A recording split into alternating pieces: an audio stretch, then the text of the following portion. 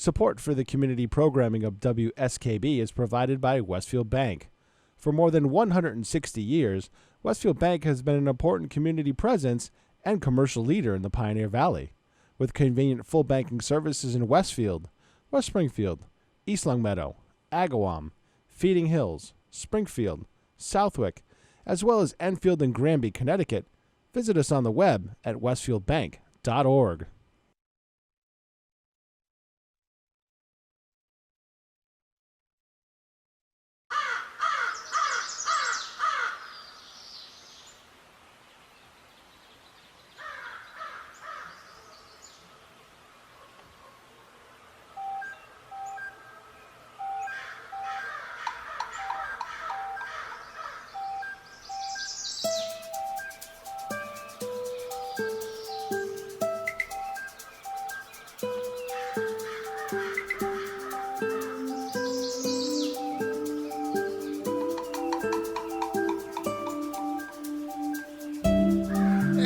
Good morning, everyone. Hey, who's doing this? Good morning, Bob. You're muscling in on Bob's territory. I wasn't sure if he was going to be here this morning, but apparently he is. Good morning, Bob. Yeah, wow, it's Tuesday morning. Yeah, that's right. You can't see him. Well, You I can't thought see you. me? Yeah, aren't you going to put him on the television? Yes, I'll put him on the telly. I had it before where, let's see. Now you can see him. No, actually, everything went black. Oh, there he is. It takes a second yeah. for it to switch Here over. I am. Here I am. I need to make am me a wearing big. yes. Wow, it's Tuesday. It's April 21st, and it is almost the end of April. Where did it go? This fluid time that we live in. What end And, of April? It's the 21st. It's the 21st. There's only 30 days in April. 30 days has September, April, June, and November. Yeah. So there are only 9 more days left in April. Well, yeah, but that's a whole third of the month. Oh, a third of the month. All right. Okay, I suppose. I don't know. It seems like time for me has just changed totally. And it is like, yes, I wake up today and it was 4 weeks from yesterday. Groundhog Day. But Yeah. Groundhog Day. Well, the theme Like was, the movie. The theme yeah, that you played was particularly appropriate. what was that anyway? That was from The Good, the Bad, and the Ugly. It was the full suite of the good, the bad, and the ugly. Oh, I have taken to classical music, Bob. And I was thinking about that as that was Sergio playing. Leone wrote that incident. Yes, I know. And Yeah. there was a certain point in No, my no, life. no, he didn't write that. Excuse me, Jake. Peter, Sergio Leone directed it. He directed the music was written by movie. some- That was one of the spaghetti westerns. Yes, exactly. Yeah. Yeah. So the Danish National Symphony Orchestra. Yes. And Some- who wrote this thing? Oh, Nina Roto? Nina Rhoda? Probably. Somehow I stumbled across them when I had insomnia the other night, Uh-huh. because I was looking for Tomoyasu Hotai, Who? a Japanese virtuoso guitarist Ah. who wrote a significant portion of the music for Kill Bill. Oh, okay. All right. You know that guitar lick, that Yes. dun dun dun. You know that one. He wrote that, and I found a symphonic version of that with the Tokyo Symphonic Orchestra, and then I started stumbling across other movie themes and things like that from classical artists, and then I ended up in the BBC Proms. You ever heard of the BBC Oh, Proms? those are great. I watched 2 of them recently. Right. So With Renee Fleming and somebody else. so I stumbled into the BBC Proms, and then I was just kind of like, I was up, and then I was into it, and I was like, I'd fall asleep around 3:00 in the morning. You could have watched an opera, Peter. You could have. I don't know if I Googled can. an I don't know if opera. I've gone that far yet, Bob. See, there's a certain Got to give point. me in stages here. I'm an old rock and roller, and I grew up in the '60s, and it was, it was just rock and roll. It was everything was very cool, and then at some point in my life, I found symphony, and I found a full orchestra, and began to really appreciate that. I mean, is that Maybe it saying? was like the host in your town had a concert on Tuesday nights with the American Legion Band or something like that. Well, I no, somehow remember that one.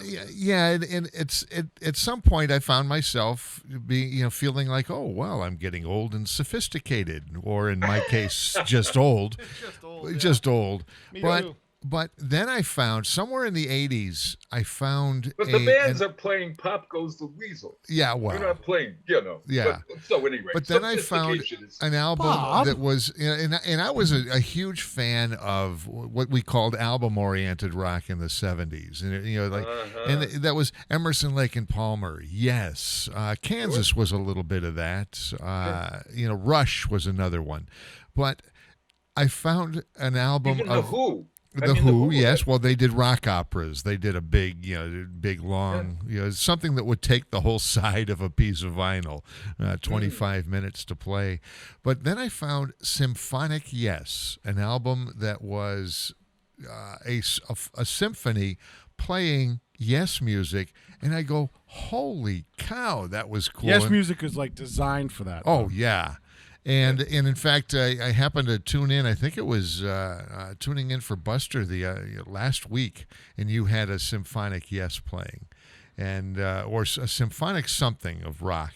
Yeah, and that's just did a flashback to those. It was Keith Richards and Rolling Stones. Yeah, the Rolling Stones had something.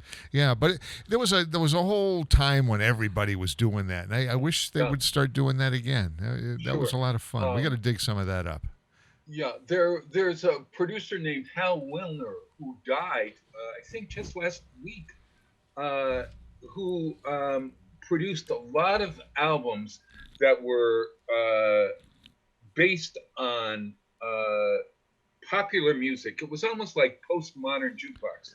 You know how postmodern takes the songs of today and turns them into other things, Dixieland and Broadway, et cetera, et cetera. Well, Wilner went to an eclectic group of people to interpret for him certain idioms of music. And there's a great Disney album of the Disney music stuff that is so way out. I mean, you've got the Seven Dwarfs walking into a mine, and they sound like they're in some kind of like warped time warp or whatever, That's called acid, Bob. You shouldn't be doing that. That's right. Hey, speaking of acid, there is something wrong with my hair. Can you see? I woke up this morning looking like either Caligula or Doris Day or my Aunt Kathy, and it's killing me. So Peter, we know how to fix that. Can you turn him off? Yeah. Can you see that? Can you see how it kind of like is feathered? I have the feathered look. You remember the feathered look? Yeah, kind of Farrah Fawcett. Yeah. Ish. I got to do this. So last week, there we go. So, yeah. No, you know what it is? It's it's because we haven't been to the barber shop or the hairdresser or something. Yeah. I got to go to Georgia to get a haircut. What's up with that? So I bit the bullet yesterday, and I went on Amazon and I searched for hair clippers, a whole variety of hair clippers. Oh, this they ought go to be from fun. like $31 to $125, maybe even higher. So, do you get a better haircut if you spend more money? I was trying to look at that. You know what I looked at was the number of people who liked it, and it was one that was reviewed by 3,000 people and got like 4.5 stars. So I thought that was okay.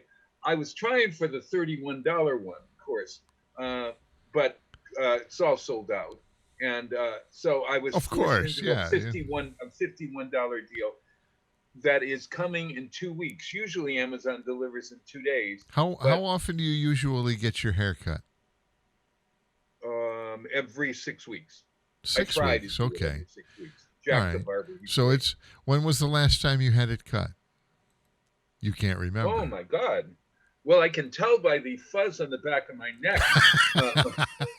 It makes the hair on the back of your neck stand up. You okay? It's laying down and curling right at the Bob, I just have my wall shaver, and I use clip guard number 3, And You've just got a butch there. That's all. Yeah. You know what? Do you go? I can are you do gonna go quarantine. up here like this, Peter. I can do quarantine haircuts. Yeah, I do the side straight up, and then I do the front to back, Really? and then See, from your back. I think I'm gonna let the top grow.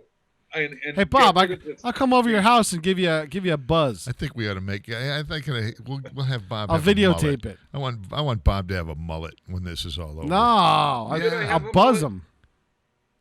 You like a butch or something? Yeah, I'll buzz cut you. You'll look like Auerbach. No, you know what we can do is just whatever you bring, give it to James and just step back and take pictures. Oh my God! He's thinking about that and becoming horrified. Oh yeah. Speaking of James, okay, who's sleeping in the other room, of course, Spectre. He's not.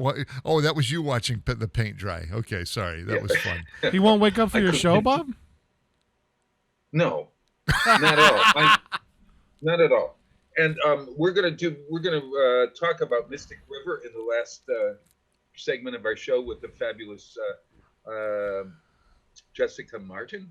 And he read it last week, and he watched the movie with me so that we can talk about it. But he's not getting it. No, there's no way. You tried though, didn't you? Yeah, I did try. I tempted. I bargained, but nah, it's not working. You got to bribe him with coffee and goodies in the morning. Yeah, right. Yeah. Well, I am happy because he's working on all kinds of projects, and unhappy at the same time. And I'll tell you why. Why, Bob?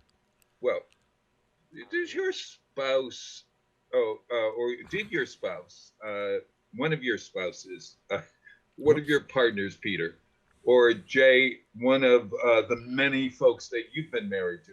Hey. Many folks, Jay? What kind of rumors are out there? Zsa Zsa Gabor lives. Yeah. No, that's not true at all.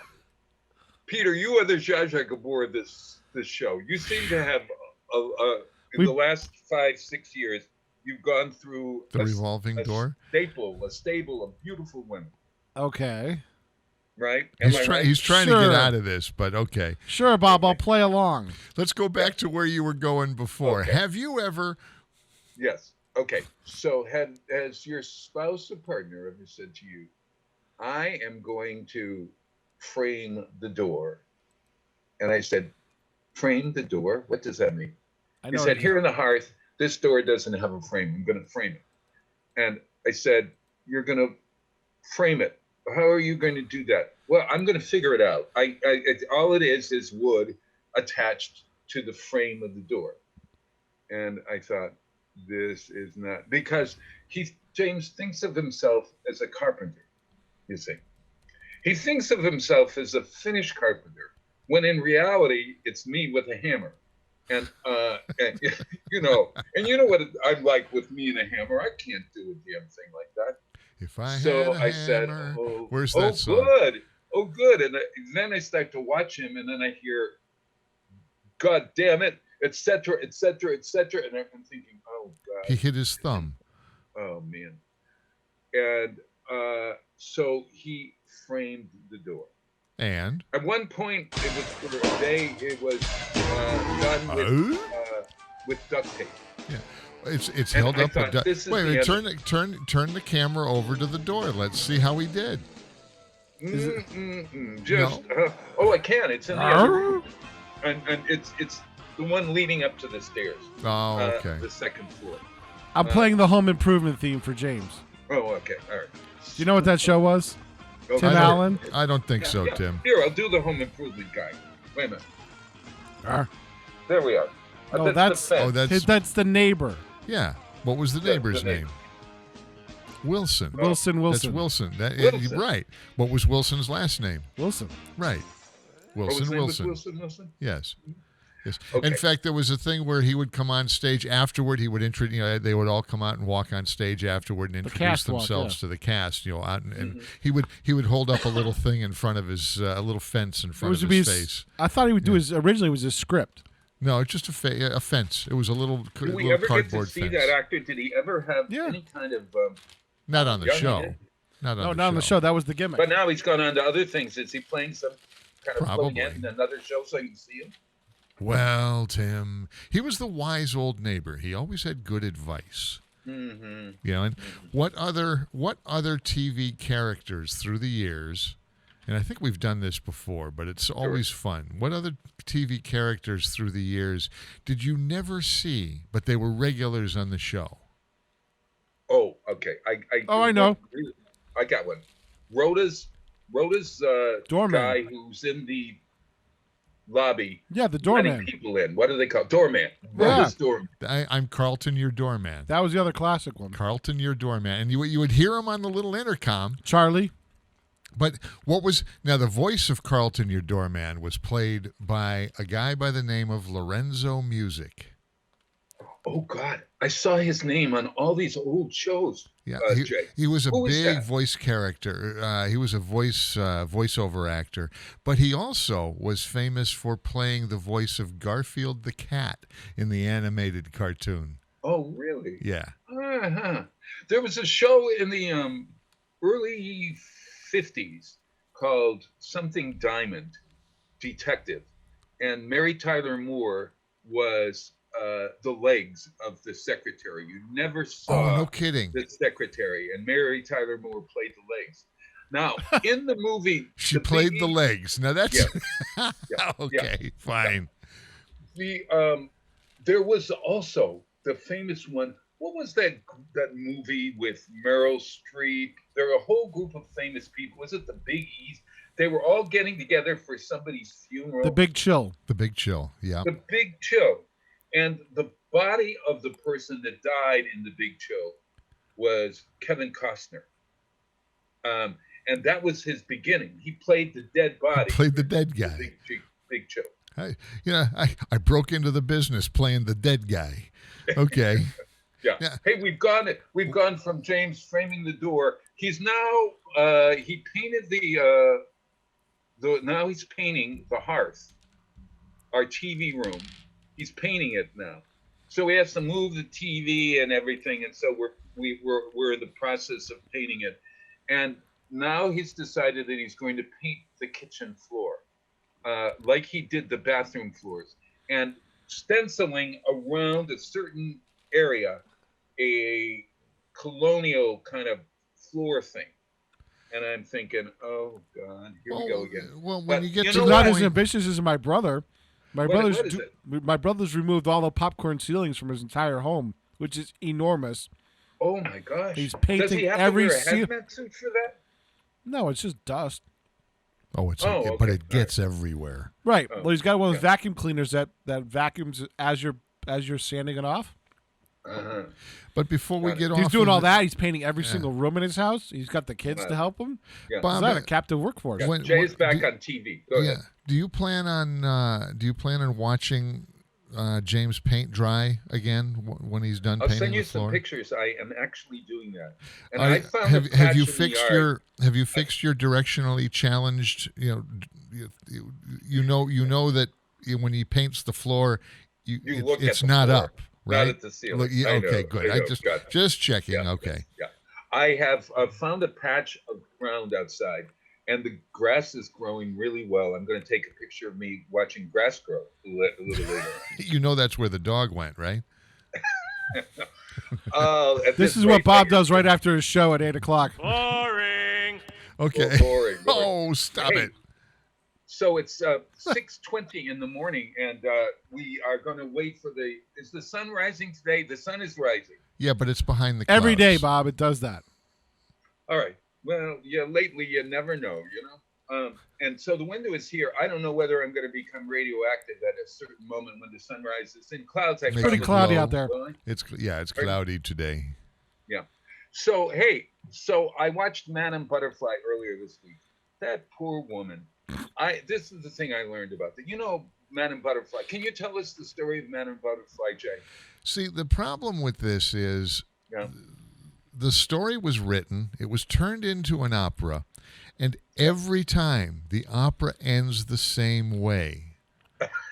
So why do you need to see it more than once? And why do you need to go poor Madam Butterfly? Because everybody knows what happened. Well, I don't know, but everybody knows what happened. This is what most people say. I'm going to tell you. Oh my God! Who the hell cares? I care, and so do my listeners. There are know, some Bob. opera lovers out there. Yes, we know. I gotta have a little fun. That's Very exactly little. right. I'm just saying. Oh, you know who that guy in the square is? Is Peter Coles, my kitten of the keys, meow. And there he is. And the aristocrat of the airways. And there's a trusty, dusty, musty, thrusty, and crusty sidekick. Thrusty? Well modulated, Jay Peckles.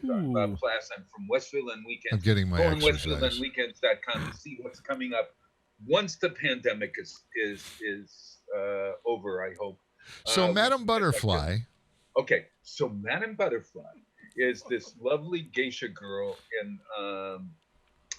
in Japan who is fallen in love with Pinkerton, okay, and he's a Navy officer, and Pinkerton is got a girl in every port. He's a real scoundrel. In fact, I hated Pinkerton right from the very beginning. So he is going to marry Butterfly, who's really in love with him, because in Japan they can get out of a marriage at any time they want. Either side can get out at any time they want. And so he's thinking, all right, I'll get married. I'll have this great life here. And then I'll go back to the States. I'll divorce her and then find another. Okay. By the end of the opera, he's left her under the cherry blossoms, and he comes back. He finds out that she has given birth to his son, and she tells the son to go out and play and commits harikari. And you know what harikari is? Harikari? Yeah, he was a commentator for, I think it was the Cubs. Yeah, you're right. He had a son named harikari, but it's harikari means Pirates? suicide. You take a knife and you stick it into your stomach and you kill yourself because it's an honorable death. That's at the end of Madame Butterfly. And believe it or not, this is an opera that was written at the turn of the 20th century. So it's a 1900s opera. You don't realize it's not that old, right? Relatively. And so around, and it was a big show. It was an American play that went to Europe, and Puccini saw it and said, I got to turn it into an opera. And since then, everybody thinks, when they think of opera, thinks of Aida or Madame Butterfly, I suppose, La Boheme. People who've never seen an opera still know Madame Butterfly. Well, it turns out, and I'm not going to play the famous song Un Bel Dì, you know. Da, da, da, da, da, da, dee, dee, da, dee, da, da, da, da, da. Which one are you going to play, Bob? I'm going to play Poor Butterfly, which was a big hit around in 1912 or so, believe it or not. Poor Butterfly, this is how the lyrics go. Poor butterfly 'neath the blossoms waiting. Poor butterfly, for she loved him so. The moments passed into hours, the hours passed into years, and as she cries through her tears, she murmurs low, the moon and I know that he'll be faithful. I'm sure he'll come to me by and by. But if he don't come back, I'll never sigh or cry. I then must die. Poor butterfly. Now, ladies and gentlemen, if you'd like to hear the good version of that. This is Ella Fitzgerald from Belgium live in Belgium, 1957. Here he is. She is.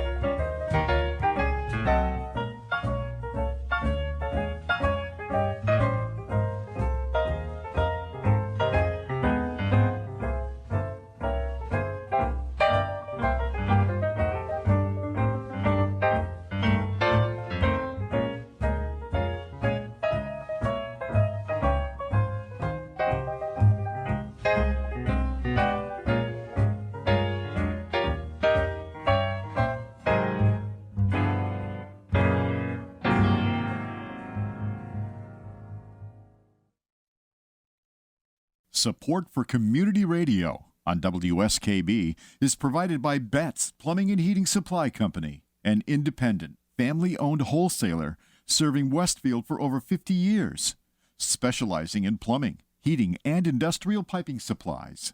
On the web at bettsplumbing.com or at 14 Coleman Avenue in Westfield.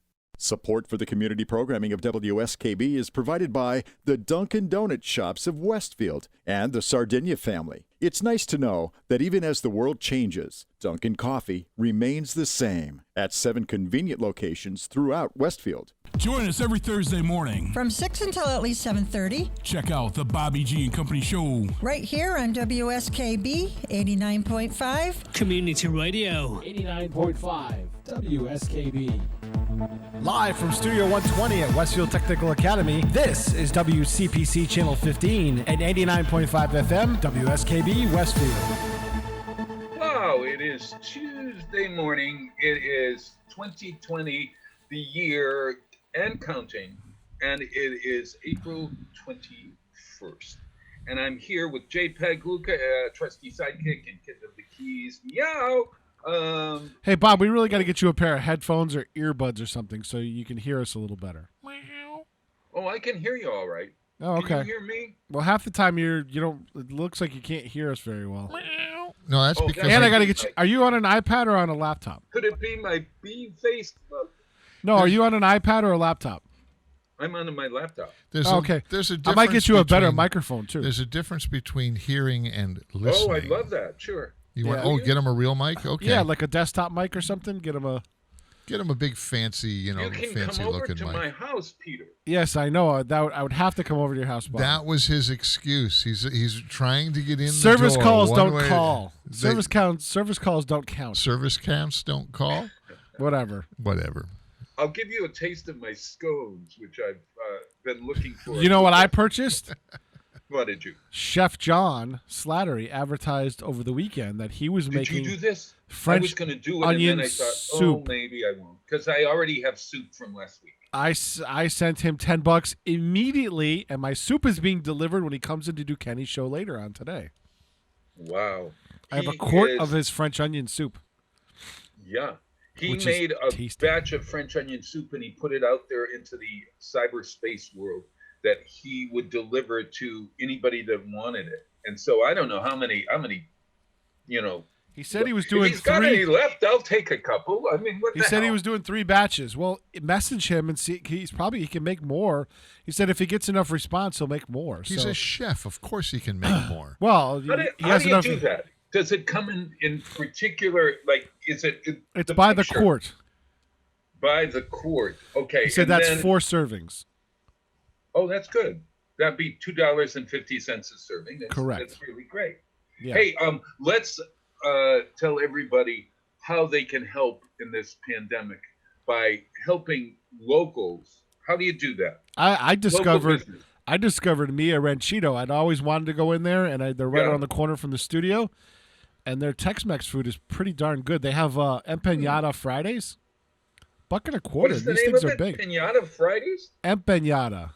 Oh, empanada. Okay. Yeah, little. Yeah, I was thinking of you take the Like a piñata bigger and pierogi. you hit it, and then something falls out of it, and then that tells you what you're going to eat. So Mia Ranchito is right around the corner on Franklin Street. Gotcha. They're right by Ryan's Liquors. Gotcha. And I've been there. Where else have I gone? I got pizza at Valley Pizza down the street. I've been trying to, if I'm getting lunch, I'm trying to frequent places that are close by. Yeah. The tavern, I've been craving because I haven't been able to find, or we haven't, James goes to the store for me, haven't been able to find fish or fresh fish. And so I've been craving. You know what? Thinking about that, 7B's has great fish and chips. I should call them when they're open this weekend. Last Friday, they had whole belly clams. Who, the tavern? No, 7B's. Ooh. Jay, you zoned right into where I belong. I love whole belly clams. So There's does Marion. Nothing like a whole belly clam. So Marion loves them, and there was the only place that she would, since the day I met her, there was a place in Gunquit, Maine called Jake's, right on Route 1. And that's where we would always go every summer to get a big pile of whole belly clams, and we've never Wellfleet, ever Clam found. Shack and Wellfleet, I think. All Same right, thing. and we've never been able to find anything like it until Mhm. 7Bs. And every now and then they'll get, they'll advertise it. It says, okay, we got clams and whole belly clams at 7Bs. And they're like, Really? oh, Yeah. to die for. I can never understand this clam strip deal. Do you get that at all? That's whole belly clams without the clams. Yeah, it's just like It's a little just- tiny. Yeah. It's like nothing. It's I whatever's mean, left. Like cardboard. Well, if you like the breaded, deep fried breaded whatever. Yeah, you could deep fry anything, put some bread on it, and it would be a clam strip. As far as I'm concerned, you don't get that. You don't get that crunch where the clam then. This sounds terrible. The spurting into your mouth of the clam. It just sounds so wonderful. I mean, to me. Hey, here, Jay. I know it's early in the morning. But I wanted to tell you. You can about have clams in the morning. That's okay. Yeah, Clam I wanted- chowder is another thing Yeah. that I love. Okay, yeah, Jay. Yes. My cousin Marianne had terrible constipation problem. Okay, It's God still rest her morning, and this is going to be a better story. soul. You know why? How it relates. There were two things that solved her problem, and one was fried clams from the Collegian Court in Westfield. I mean, in Chicopee. I'm sorry. And the other one, a visit from her mother-in-law would clear her. And so we would go out to every other Friday. We would go to the Collegian Court for fried clams, helped her problem, and then every other Friday, her mother-in-law would visit. That's my story about fried clams. Hey, Bob, I have a quick question before we go any further. Yes. Did you ever email Jessica the information on how to get in? Yes, I did. Why? Is she asking? No, I just wanted to make sure in case you forgot. I was going to get her to Oh, well, please do. give her the information. Give her a shout out there, because you know me. Of I course. swear I did it. Oh, there she is. Hold on. Oh, there, she's coming around. She's coming in. Jessica Martin. Yeah. Hey, why don't we take a break? And I'll play another wonderful song. Hey, incidentally, early on, I said that Ella Fitzgerald was singing "Poor Butterfly." Well, in case she just took up piano playing, that was Errol Garner's version. I sent you the wrong link. He initially was going to be my choice, and apparently I didn't get rid of his icon or something. The Hey, link, Peter, Bob. It's called the link, Bob. Oh, the link. Okay. Oh, you know why? Because I got Ella Fitzgerald singing "April in Paris." It's the 6:30 show, so a 6:30 song, Peter. Okay. All right. So I'm taking care of something else right now, Bob, because I'm trying to integrate Jessica. Oh, you got it all set up there? Yeah, so people need to be able to see all three of you, and now I can do a full screen. Yeah. Hi, Jessica. Can you hear us? There's Jessica I can. Martin. Hey. There we go. The beautiful Jessica Martin, just directly from her home. And look at that beautiful hair there, Jess. Thanks. The roots. Oh, my God. Look at those roots. We gotta get moving video again because Bob is pointing. Oops. Jessica's scratching her eye. Okay, yeah, we've got to reset that. And by the way, Jessica, we were talking about Madame Butterfly, and I like the little Japanese fan on your wall. Oh, thank you. Yes, Yeah. Sean, See, this Sean is brought that something. back from Japan. This is something that I don't know about all of you guys, but as I watch the television, all the television shows and interview things with people doing it from their homes, I'm not paying attention to them. I'm looking in the background to see what they have on the walls of It's their called a living room. security risk, Jay. What books they're reading. What books they're Don't reading. think I didn't consider it. I almost sat on my couch, but where I sit on the couch, it's just a white wall behind me, and I was like, that's not interesting at all. Boring. Yeah. Uh-huh. What's that frame thing that you have there? Tell So everybody it's- on the radio what you've got framed It's there. a behind. it's a classroom pull down. I don't know if you guys can see it. Remember when Oh, It's yeah. bees. and they used to pull down the maps in front of the blackboard? Yeah. Sure. So it's the life cycle of the honeybee, but it's like cool. from the 60s, and it's one of those classroom pull downs. So it's just all from egg to I bee. love that. So you found that like in a thrift shop or someplace? So it was actually a gift from a friend, but yes, exactly right. I think it was Brimfield, something like that. And he put it in a beautiful frame for us, and we just love it. Love it. Oh, that's kind I of cool. love it. Yeah. Yeah. Hey, so what are you gonna play, Peter, from your show? Jeff and Sam, I believe, are playing a Zach Brown tune. And this is from Studio 120 Sessions, and that broadcasts from WCPC Channel 15 or westfieldtv.org. And when does it broadcast? We're just gonna start this weekend. I got the first show edited. It's a hard process to pull quotes because the hardest part is to tell a story with the band. Like the music is easy. I got that, roughed out pretty quickly. Sure. And then it's trying to weave a story in between the songs of different things. So, yeah. Oh, I gotcha. Well, I saw that, Jessica. You're doing the Brady Bunch. I saw it. So She's pointing at Bob. When can we watch this? I think I'm going to start this weekend. Okay, so you go on Channel 15, et cetera, et cetera. The better I don't place know where you guys are. I'm going to schedule it at different times on Channel 15. But if you want to watch them, we're going to release them on YouTube, and I'm going to do a premiere time and date. So, like, Saturday night at 8 o'clock is going to be the premiere on YouTube, and then you can watch it anytime after that. I'm going to run. I think we're going to run the whole Jeff and Sam segment on my Friday morning show as well. So. Terrific! Yeah. Great. This is right from Studio. That just means Jay doesn't want to do any work on Friday. That's what it is. Well, yeah. Hey, Jessica, we're going to, right in the studio there, they have this great setup. It's sort of like Austin City Limits. So Sean can wake up, come in, and sing a couple of songs. And Actually, go back to bed. We should have Sean come in and do a set. That sounds awesome. And you could sing if you like. And he doesn't have to get up early. We can do this on a Saturday afternoon, Saturday evening. We'll make this work. She could sit in the control room. She could sit in the control room and just laugh. Yeah, that sounds fun. Okay, sounds great. Hey, so let's hear Sam and Dave. All right, so Sam, you guys got to make sure you mute yourselves because you're coming in on the same computer that I'm playing the song on. So. Okay, so we go over there and we press the mute. Yes. Okay. Boy, this is Jeff and Sam and Dave. Who is it? Jeff and Sam. Jeff and Sam acoustic. Sam. One half of Acoustic Thunder. Acoustic Thunder. Dun, Good. dun, dun. Play away.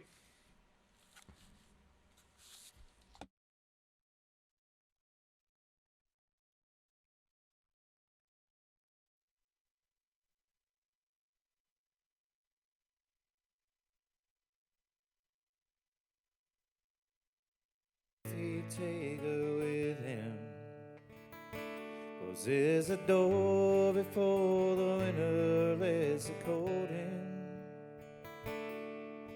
and wonders if her love is strong enough to make him stay.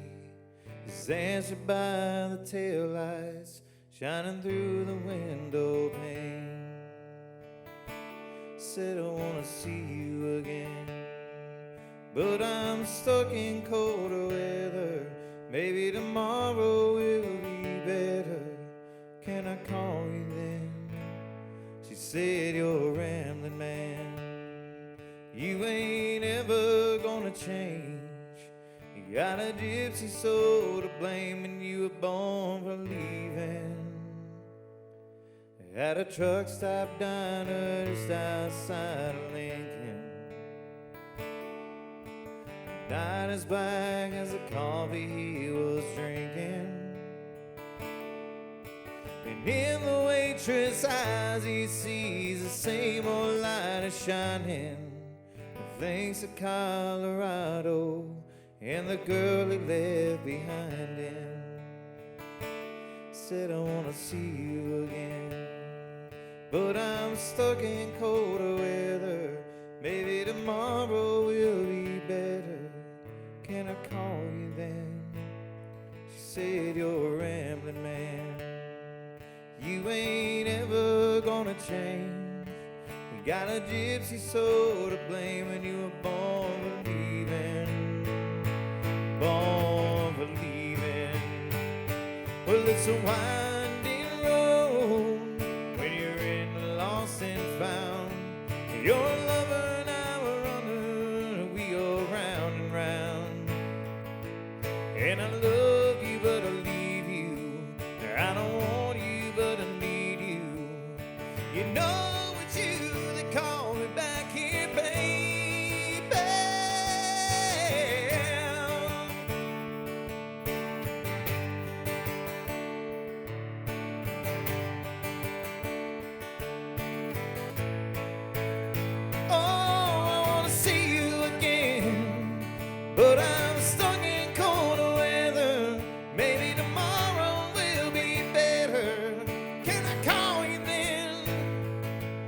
Yes, I'm a rambling man. I ain't ever gonna change. Got a gypsy soul to blame, and you were born from leaving. Born from leaving. When I close my eyes, I see you. No matter where I am, I can smell your perfume through these whispering pines. And so, with your ghost again, it's a shame about the weather. I know soon we'll be together. I can't wait till then. I can't wait till then.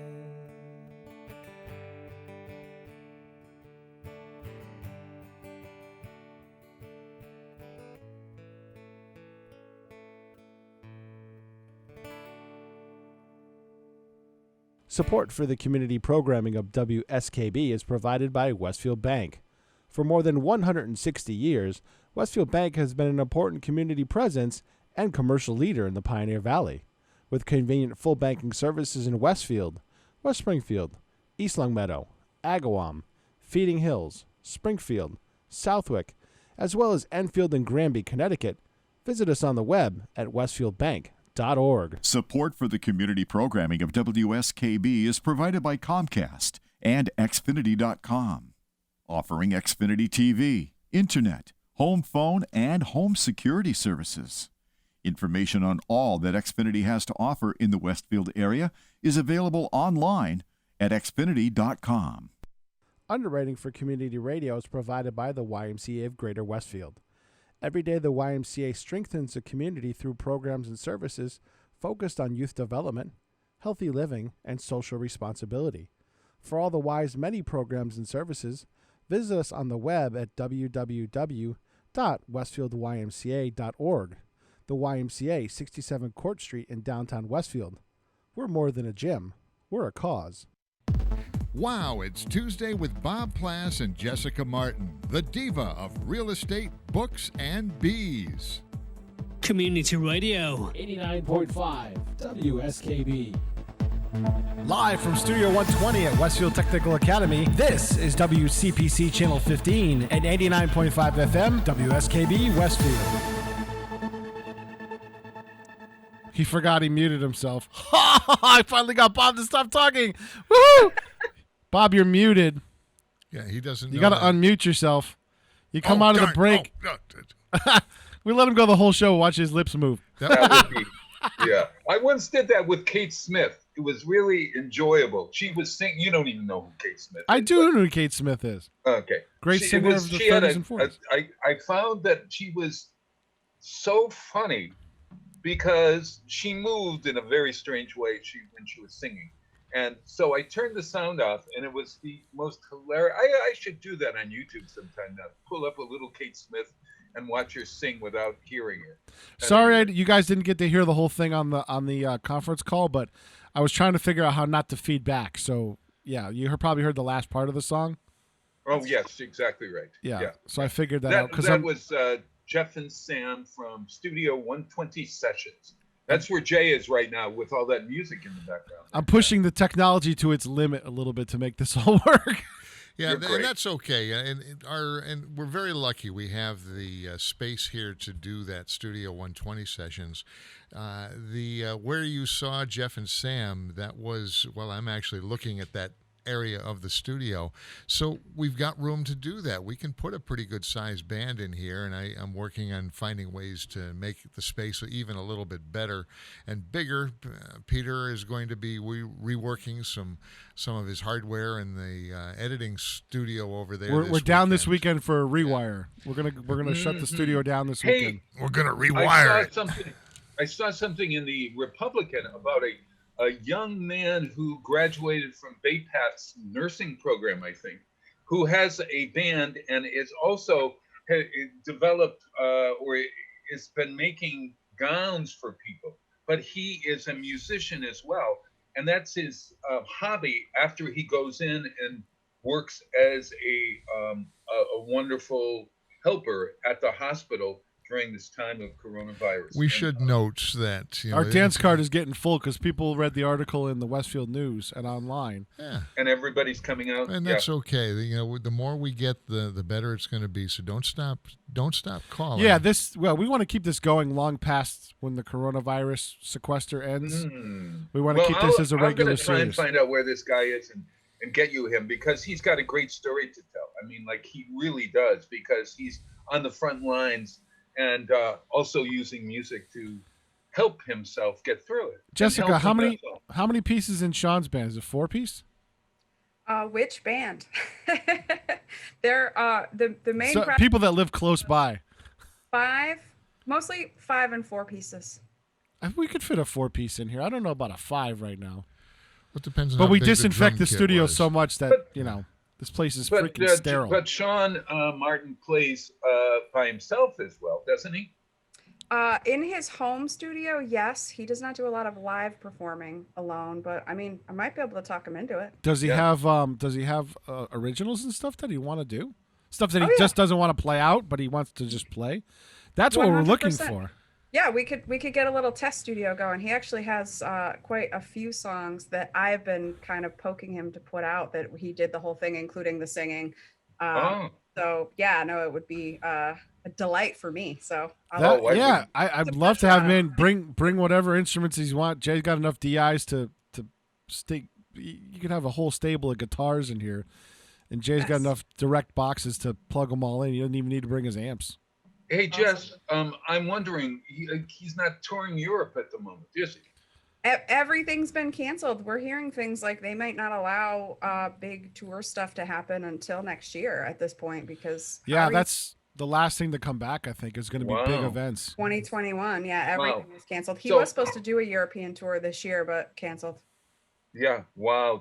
So what's it like? I mean, you're used to having your husband come into the house and leave the house, right? Yes. So we've been married for 10 and a half years almost, and the last 30 days is the most time we've ever spent together in our entire relationship. And we haven't killed each other yet. Yeah, yes. I think what's his most annoying habit during this time? Oh gosh, he's in earshot. Let's see. Oh really? He could come in and just say, could he stick his head behind yours so we? He totally will. Sean, do you want to come into the living room and say hi to everybody? Making coffee. Be careful what you say, Sean. This is live on air. Live on the radio. Hey, good morning. I got my pajamas on. Oh, you got your no. He looks like a monk. Yeah. I am. I'm a sequestered monk. We're not going to pursue that at all. We are not going to pursue it at all. So, Sean, we're booking you for an original Studio 120 session. Just come in here and play a little bit by yourself and just play some originals for us. Yeah, I would do that. Yeah, we'd love to have you. I would maybe throw I'm good at improvising too. We had a guy named BJ Corona in here, and he is super good at improvising. He was just that's an unfortunate name in this time period, isn't it though? Well, with a K. Yeah. It still doesn't matter, but you're right. We know we've been saying the name so often it doesn't hit us until people say, "What's his name?" But he's a good guy. I'm looking forward to seeing how that session with him turned out. He used to be the front man for a local AC/DC band called Back in Black back in the 80s, and he'd put on the whole little Angus Young outfit that he used to do back in the day. So that was a fun time. That's awesome. Hey, Sean, we've been talking about your European tour. You tour with Wounded Warrior? Is that the name of your band? Where are your wounds? Oh, I knew it had wounds in it. But I'm going to steal that for another. Now I'm going to start a new project with that name. Hey, maybe do you have any use for an accordion in your group? Accordion. I don't have an accordion. I have a lot of guitars. And Bob has an accordion. Bob wants to get in. Oh yeah. We can get you in. Sure. Be careful what you wish for. Here's what we say to the accordion. Glory. Yes. No, we don't. There's always room for a collaboration. Accordions are great. You like accordions. I like everything. I think everything it fits in somewhere. You can Bob, do can you improvise an accordion on one of his originals? I Little laughed jam my sesh. head off at that. all you need is the chord structure, and you could just jam to anything, right? Really? Hey, I've got a piano in the background over here. Sometime I ought to go over. I was in the shower this week. Get this. Be careful what you ask for here. Yeah, we're gonna. I was in the shower and I started humming, and I said, "Geez, that's a nice riff." And then I thought, I like this. I really like this tune. So I now, what happens is you leave the room or you dry off and then it's gone. Gone So forever. I immediately ran with my towel to the piano and plunked it out. And now it's over there on the piano. And I wrote it down, but I didn't, I don't know if you do this, but I go E, A, B, C, D, F, L, or whatever, from the chords. Yeah. And then I go back and I will be able to play it, except I don't know how long to hold the E, how long to hold the, is that the way you compose? No. Not really. I have a very unorthodox way of composing. I'm pretty much totally self-taught. So like, I just kind of come up with stuff and capture it. Once, it's kind of like I have the same idea. I heard Stephen King say this once, and it's the same process. The good ideas stay in my head. The bad ideas don't. That's what comes out. Yeah. Oh, yeah. So usually, if I capture it quick enough, I'll try to, especially nowadays with recording on an iPhone so easily and stuff. I can capture an idea, whether even if I just hum the riff or something.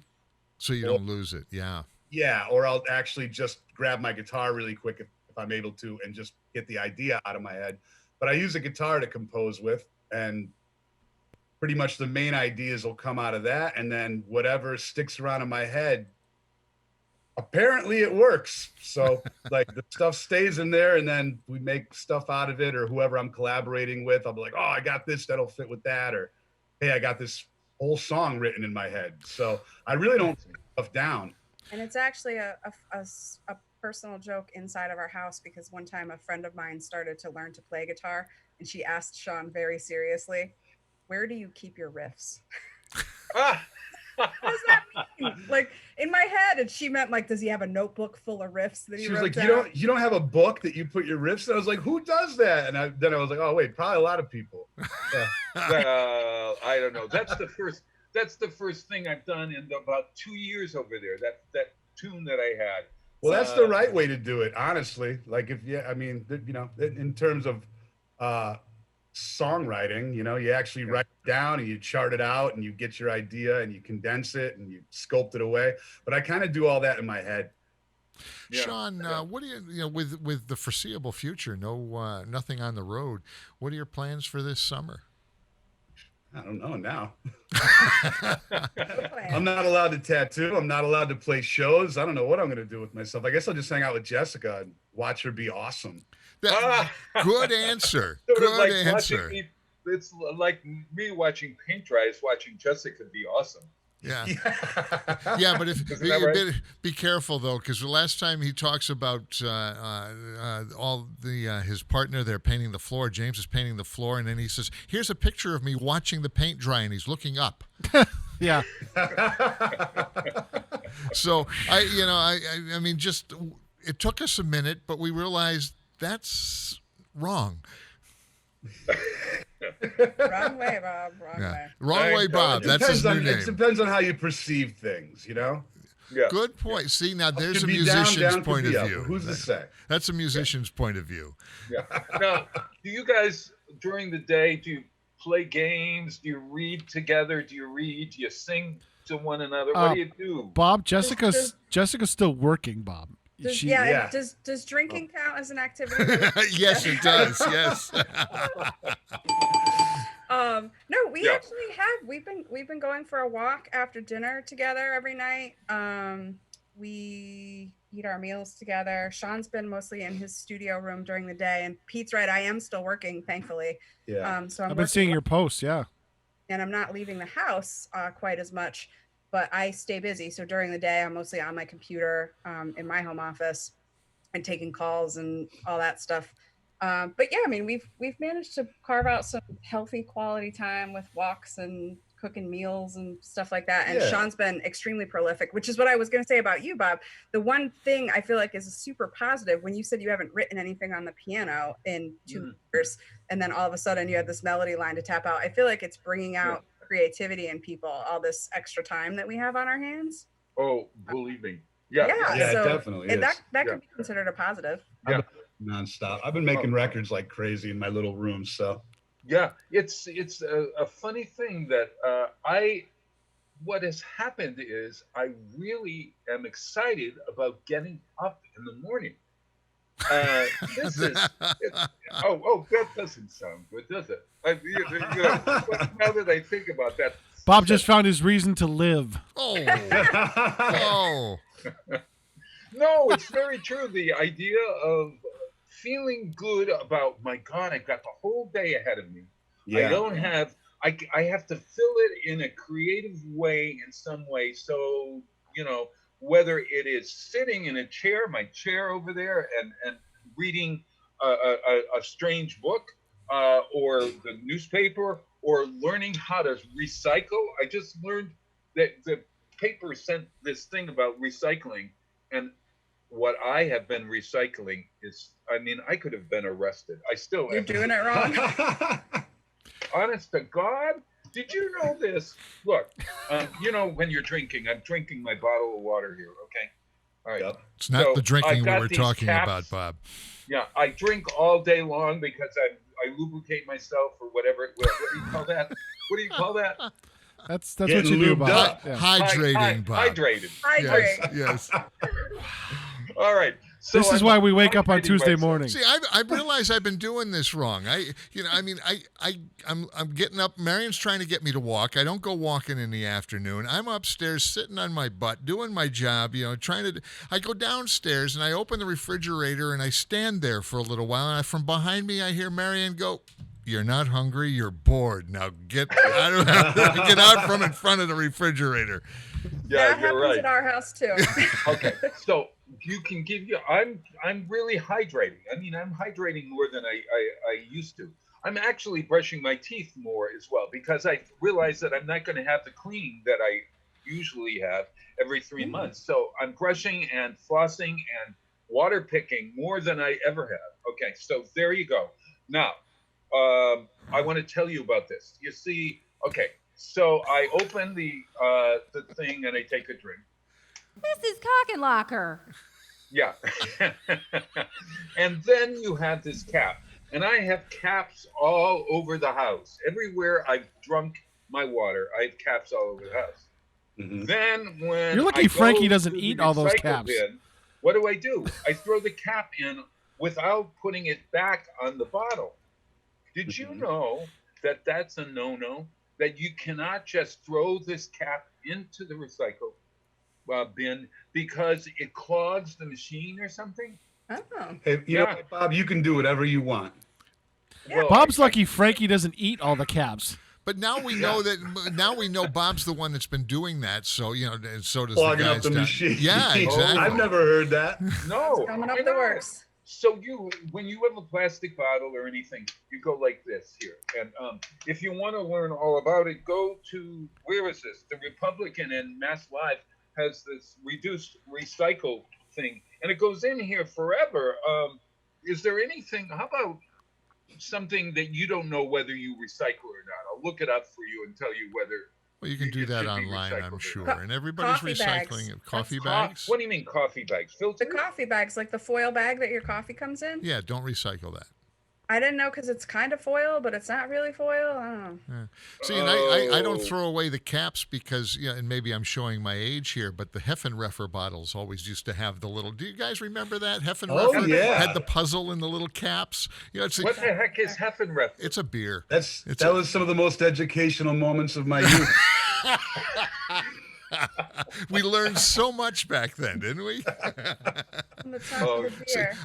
Now I'm saying that, and I'm realizing I'm going to have to look here. Yeah, I don't know. Do they still make that? Things Yes, they that were do. thrown away that we shouldn't be. You know.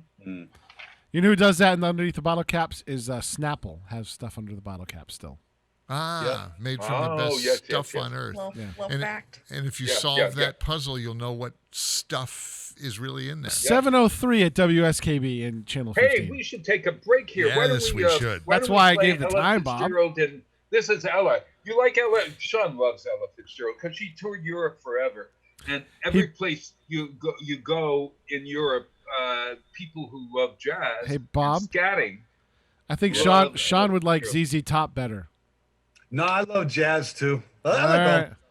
Europe had a true appreciation for jazz when America didn't first, for sure. Oh yeah, it's exactly right. Speaking of ZZ, so you have a choice between Ella Fitzgerald singing the Count Basie scat version of April in Paris. Okay, Basie had this huge orchestra that you'd think it was over, and then they come back and do the riff at the end. Da da da da da da da da da da. Yeah. You know, or ZZ Top. I watched this great documentary on ZZ Top. We watched it. Wasn't that great? It was also awesome. band from Texas. What surprised you most about ZZ Top? Man, I've been a fan of ZZ Top since I was a little kid. So I like the fact that I wouldn't say I was surprised, but I didn't realize what they did on that tour when they brought an entire circus on tour with them. Oh my gosh, yes. Yeah. That was pretty gutsy for that time. And just to know more of the history of how they actually came up, which I kind of knew, but to hear it in their own words and stuff was really interesting to me. Just the way that they evolved as a band and how they knew each other for so long, and the whole history of the band before they were actually okay. The best thing that blew my mind was how they got their name. I never knew that. Oh yeah. Oh yeah. You guys know that? No, tell the I didn't story. know that. A good friend of mine and I always kind of we're always how where'd that name come from? It's the most weird, awesome name, you know, and it doesn't sound like, and you find out that, you know, they just took cues. So tell everybody, Sean. What's that? Sean Martin, tell us how ZZ Top got its name. Well, they were fans of the blues, and there was obviously blues. Back in the day, they used to have these posters and for shows or whatever, and you know, they would have things like, you know, B.B. King. You know, the names of the blues players and stuff was what they were riffing off of to get the name of their band. Right. There was like B.B. King and ZZ. God, of course I forget the name. Something. But it was ZZ Tops, I think. They wanted to call the band ZZ King. Oh, that's right. King is kind of, I don't know. I don't think they use the word pretentious, but whatever. Yeah. Well, we don't want to use King, so. Oh, King is on top, so ZZ Top. And there you have it. There you go. Just a 50-year legend, just from them riffing on names of blues musicians and coming up with their own version of it. A little old three-piece boogie band from Texas. Yeah. And I never knew. I mean, like during the 60s and 50s, I was listening to Kate Smith and Doris Day and Perry Como. So I was way out, and the 70s came around, and when it's ZZ Top, and I saw those straight cut, you know, that beard of theirs. Well, they didn't have that beard until later, much later in their career. You know, when they got say that they all went on. They toured for a really long time, and then they took a break from each other for like 2 years. And when they came, they all had beards. Yes, exactly right. And to cut it straight across, that's what our beards are going to look like in a couple of months. We're all just going to go boom, boom, boom, boom, boom. We're all going to look like ZZ Top. Okay, so you have a choice of ZZ playing La Grange, which is one of their big hits, right? Yeah. Or April in Paris, Ella Fitzgerald's Scattered. Which would you prefer? Well, as much as I appreciate all music, I wouldn't be a true guitar player if I didn't choose ZZ Top and Billy Gibbons playing La Grange. Are you kidding me? All right. There we go. So, Peter, is Peter there? Ooh, yes, I'm here. Yeah, he's hiding in the background. I'm here. Is he? All right. Here's what we do, Bob. We start the song. There we go. La Grange, ZZ Top. Make sure you mute yourself. Rest in peace, Ella Fitzgerald. Rumors spreading round United Texas town about the shack outside the game. You know what I'm talking about. Just let me know if you're gonna go to that home out on the range. They got a lot of nice girls.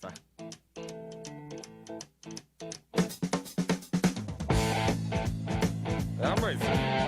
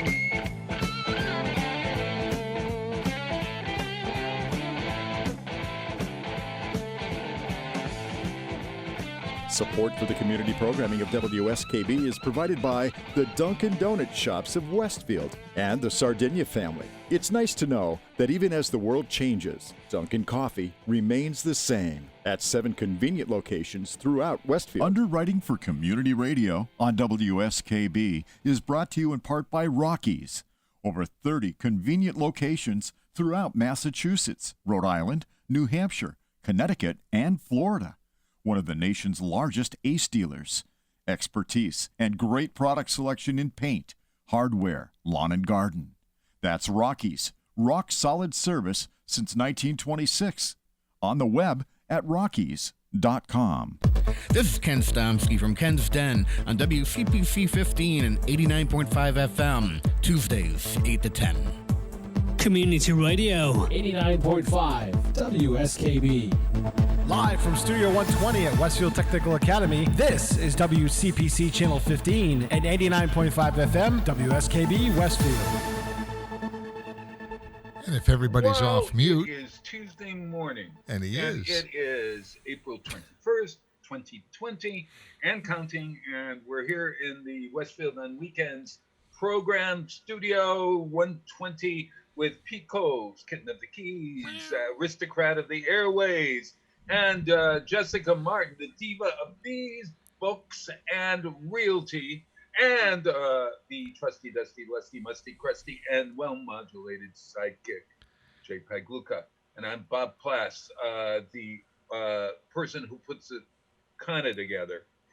I don't know if you'd say that. That one was just kind of like fell flat, Bob, but it was good effort.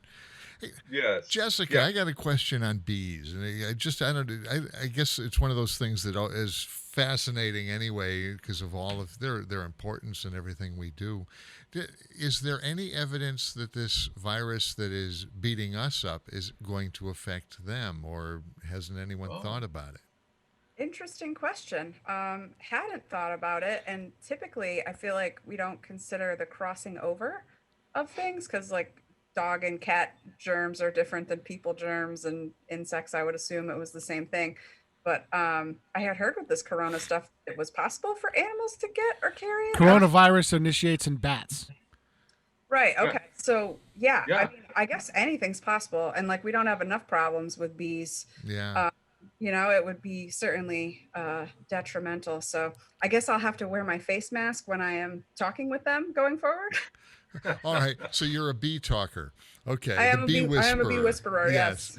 What's right now? What is going on in the bee world? We're preparing because the trees are flowering, and it's kind of very exciting time in beekeeping. This is the start of the season in our northeastern area. So, just on what day is today? Tuesday. So last week. Wednesday or Thursday last week, we got some new bees. So we had packages of bees come up from Georgia, and we installed them in our hives, and they're flying and feeding. And it's that time when any day that it's over 50 degrees, the bees start leaving the hives again. So you start seeing some action. Things are blooming, and it's just. I drove by Nate's hives up on the hill there, and it looks like they're pretty active right now. Oh, you can see them from where you are? Well, no, if you drive up the hill towards the field, up towards aviation. Gotcha, on the way into school. It's like off-roading, so you need a 4x4 to either walk up there or you can drive up there. But I kind of drive by and check and see if they're okay, just to let him know that things they're progressing. But very active the other day when it was nice and like 60 degrees out. They were super active. There was a ton of bees out flying, working. Yeah. When do they bite you, Jess? When does a bee bite you? If you stick your hand or your nose in their business, if you mind your business, they will mind their business. But for beekeepers, we're opening their houses and sticking our hands in. So that's why the protective equipment and all that, because you're more likely to get stung when you're disrupting what they're trying to do. Right. We have three. Our yard is small. We have 3 hives right in our backyard. So there's a lot of bee traffic with bees flying around, but we can be back there, no problems. But it's when you. Do they get used to the presence of people in the area and they kind of avoid you? Yeah, well, their flight patterns are when they come out of the hive, they tend to fly up. So even just a few feet out from the hive, you're not seeing bees at like your own human height. So they fly out, they fly up, and then they're off to forage and come back to the hive. So even a rogue bee, if we're sitting on the deck that comes buzzing around, if you are able to sit still and not start swatting your hands around and acting crazy, it will just fly by. Do bees have any sense of smell? Like, could they detect that the humans they must have the sense the of humans that help them? How do they go to a flower? Yeah, I would say smell, and there's the queen's pheromones are what control everything in the hive, so they have to be able to pick that up. But yeah, I'm assuming that's their strongest thing because they live in the dark. Like inside a hive is pitch black. But what I mean, would the hive recognize humans that help them out? Like any scent that the human would give off? Like they know that possibly they just say bees can smell fear, right? So yeah, if you're anxious and weird, I do find that the times that I have been stung is usually when I think I'm going to do something quick. So maybe you're a little bit more like jazzed up. I'm going to go just add a feeder or go do this. And you go over there and that's when you get stung because, well, 1, you're not wearing your protective clothing. 2, you're in a hurry. Yep. But yeah, I think there's definitely everyone's got a scent that they're putting out. Because the bees kind of have a hive mind. They really do have a hive mind. They work as one. And I think if they were used to the pheromones of a human that are around, they might recognize that. I don't know. So here comes mommy. I like to think that. Here comes the human who helps us. Don't sting me. I'm here to feed you. Yeah. That's right. Yeah. What did you have a name for your queen? Well, one is going to be Bob Plass. A queen named Bob. Where does that doesn't make any sense. Actually, it does, Bob. We don't typically name them. We did the first few years. We tried to come up with creative and quirky names, but we haven't for the last couple of years. The last time we did it was when Game of Thrones was like at its peak, and we named them all after women on the Game of Thrones show. I love it. I love it. Well, I'd love to have a queen named after me. That would be Well, lovely. You're gonna be the hive on the left is gonna be the queen is Bob Plass. How about that? I love it. Do you put a picture of him on the outside of the hive? You know, a little picture of Bob. Yes, we'll I go hang it up. think that's great. Hey, we want to talk.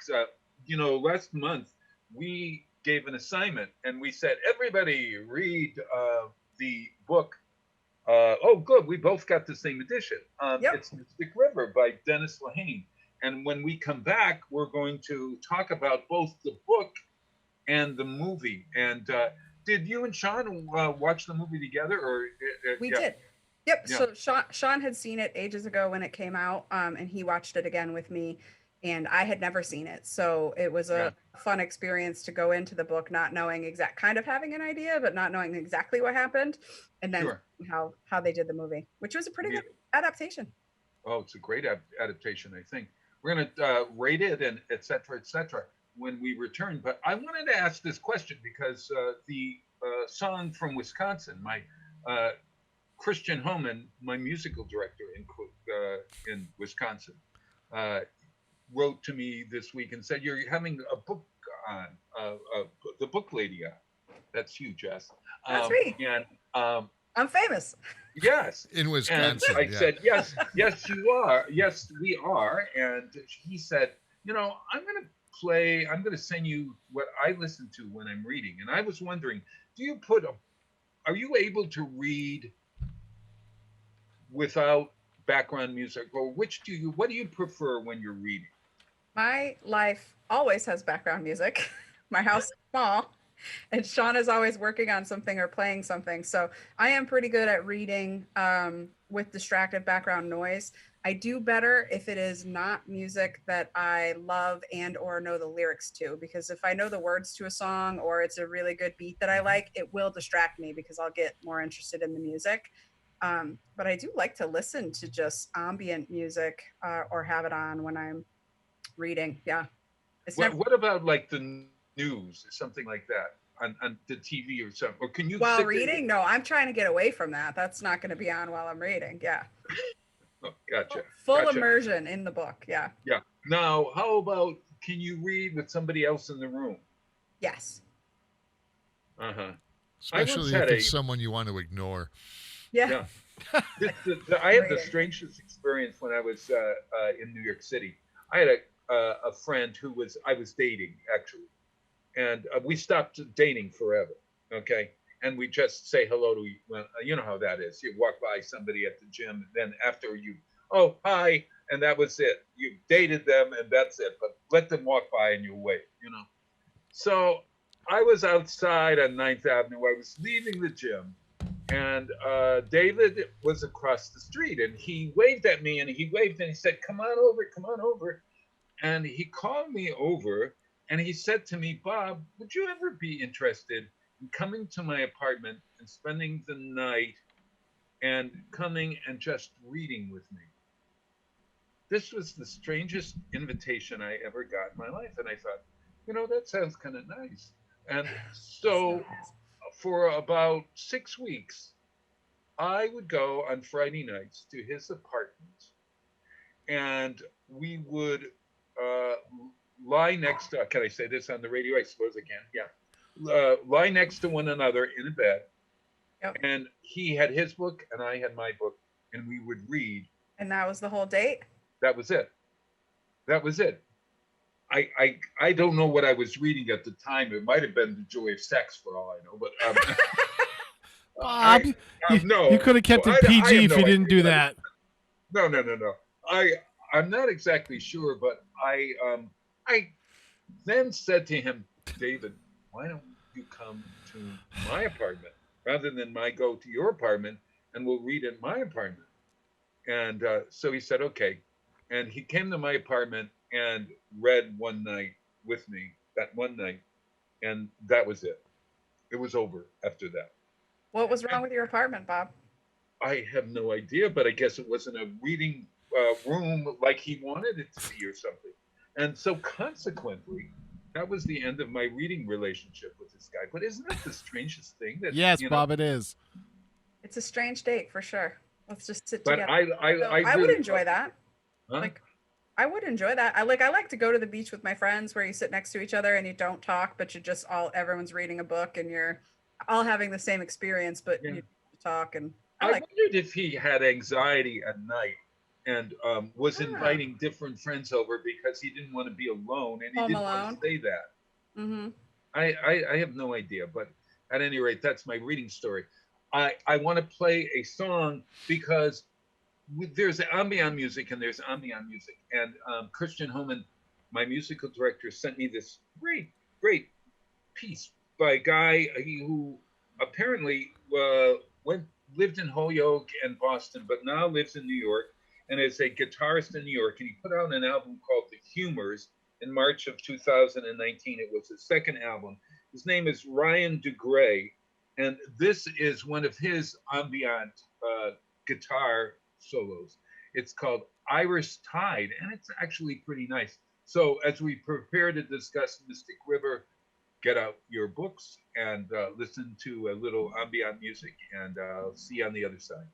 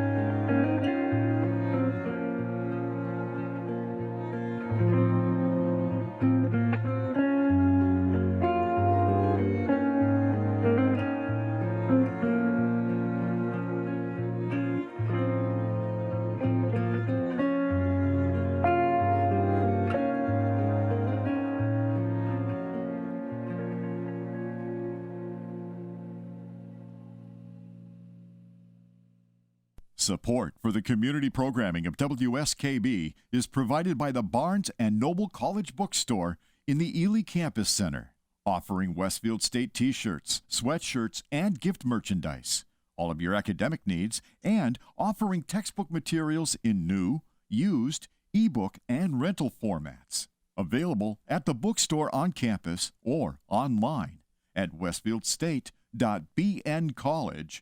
www.westfieldplating.com. Support for community radio on WSKB provided by Westfield Electroplating. Employing over 140 skilled platers, painters, and technicians, Westfield Electroplating was founded in 1946 and was the first company in the country to achieve National Aerospace and Defense Contractor Program accreditation, proudly maintaining that status for over a decade.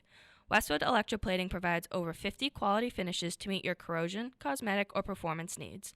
On the web at www.westfieldplating.com or 413-568-3716. Westfield Electroplating, putting the finishing touches on technology. Listen to me, Michael Buster McMahon, Mondays 8 to 10 a.m. to learn the stories behind your favorite songs. Or don't. I'm not the boss of you. Community Radio. 89.5 WSKB. Live from Studio 120 at Westfield Technical Academy, this is WCPC Channel 15 and 89.5 FM WSKB Westfield.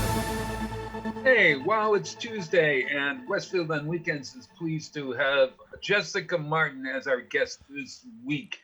Jessica, we need Bees, Books, and Realty, and there is Peter Coles on the screen there as well. He is our great producer, and Jessica, we need to get you one of those little cell phone tripod thingies.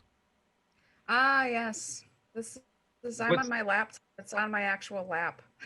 Yeah, right. Oh, your laptop is on your lap. I know, wiggling around. Wow, I'm at the desk that I used to do my homework in high school. Believe it or not, it's an antique. Hey, everybody, we are wanting to discuss our book of the month, which is Mystic River. And yes, there it is. Dennis Lehane's Mystic River. How would you describe this book? Is this a mystery? How would you? Yes. What would you say, 100% mystery, little bit of thriller. Detective story. Yes. Yep. And character study. I'd throw in character study. What do you think?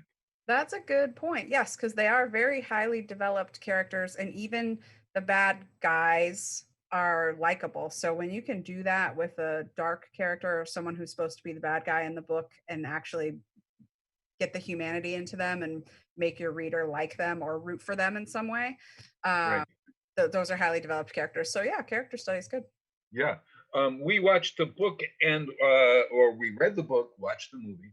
The movie is by Clint Eastwood. So if you've read the book or seen the movie, I hope this discussion will prompt you to either read the book or see the movie, whichever.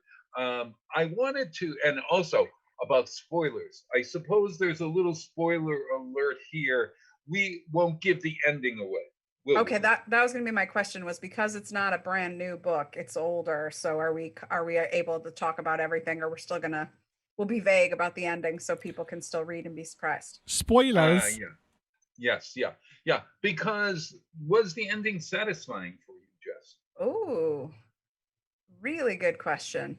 I would say, yeah, I was satisfied by the ending. Not as much in the movie, which even though they were similar endings, I felt like the movie didn't really get across. There's more animosity between Sean and Dave. No, Jimmy. No, Jimmy. Yes, between Jimmy and Sean. I felt like in the book there was more tension between the two characters that Kevin Bacon and Sean Penn had at the end of the film. So, okay. So let's, for everybody's sake, let's do a little synopsis of the setting. It first takes place in Boston, which I love. Yes. You know, it's actually in, I think the film was shot in Roxbury. So this is Mystic River, and Mystic flows through Chelsea, which I think is the Italian section of Boston. Now you look over across the river from the Mystic. I'm not exactly sure. Are you familiar at all with that area? Not that much, no. No, but they all have that Boston Roxbury accent. Yes. Yes. All right. So what's the story here? It starts with 3 kids.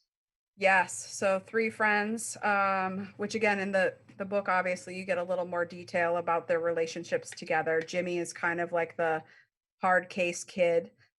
Sean has kind of the nicer family. He's from a little bit of a nicer neighborhood. And then Dave, Not that nice, but it was better than right, but where. it's considered better, yes. Yes, And considered. Dave is kind of the hang around kid that they, no one really likes him. Like, he's not the leader. He's kind of Jimmy's follower a little bit, and they kind of tolerate him more than they want to have him around. And in the very beginning of the book, no spoilers, Dave is kidnapped while they're out playing together in the street. Mm-hmm. And disappears for a few days, and then is able to break free and return. And they sort of gloss over about what happened, but Dave is changed forever by his experience being kidnapped by two men. And then they grow Who up. they think are the police, incidentally. Right. Yeah, they pose as police officers. What kind of kid? And how old were they too? It was like they're 12 or somewhere between like 10 and 12. Yeah, I'd say 10 and 12. Aged. Yeah. I think Dave, the one that was kidnapped, was the youngest of them. Yeah. Even though in the movie he was the tallest. Yeah. Yeah, and he grew up to be in the movie Tim Robbins, right? Yes. And Jimmy in the movie grows up to be Sean Sean Penn, the wonderful Sean Penn. And who's the other one? Kevin Bacon. Oh, of course. Who could forget the 6 Degrees of Kevin Bacon? Can't forget Kevin Bacon. No, Kevin Bacon. Yeah, and he plays, what's his name? Sean. His name is Jimmy. Sean, and he grows up to be a police detective. Yeah, he grows up to be a police detective. Jimmy grows up to be, what does he do for a living? Well, he owns the local bodega, so he has Right. a family grocery store. Right. And he's sort of a retired neighborhood gangster guy. Yes, and he actually has spent some time in prison, hasn't he? Right, but that was 17 years ago, though. And has a child and decides to reform himself and get out of trouble. And he's running a straight business at the time that his daughter goes missing. So Right. that's the main mystery of the book. That's correct, and married, of course. Now, how about Dave? The one that was kidnapped. Right. So Dave, again, what does Dave? I can't. Yeah, that's funny. I can't remember that. He's down on his focus on what he does, right? Like, I don't know what Dave's job was. I just know he was. He had a wife. He had a young son, and he had some lasting damage from his experience psychologically. So he's kind of a bummed out They guy. grew up sort of apart. The movie sort of shows how Dave went off and did his own thing and hasn't seen either one of them. Oh, and he has the baseball career too. That's true. Like, he ends up being a sports star in high school. So he does yes. a nice run of being a popular high school athlete. Yeah. So we've got this setup where at the beginning, and it's really strange, what I found interesting about this was that the community, it really gave you a sense of the community in Roxbury or wherever it is, Chelsea or in a poor neighborhood in any old city, right? And they were all white. We're talking, this is white poverty. And as most folks know, or I hope they know, that poor America, the majority of poor Americans are white, even though Black and Latino groups are also very well affected. But in this movie, it's an Italian neighborhood in a way, I suppose. Are they all Italian? I know that. I always assume everyone in Boston is Irish. Oh, you might be right on that. Although I think one of them was Italian, but they're all Irish. Yeah. The Irish mafia plays a role in this as well, I think. Huh? Yeah. So the community aspect of this, how they are all intertwined, except for Dave. No, Dave is still friends with Jimmy. Yes. Right? Their wives are cousins, right? They married cousins. Yes, that's right. And Sean has been separated from them because he has now become a police officer. And one of them is an ex-con, right?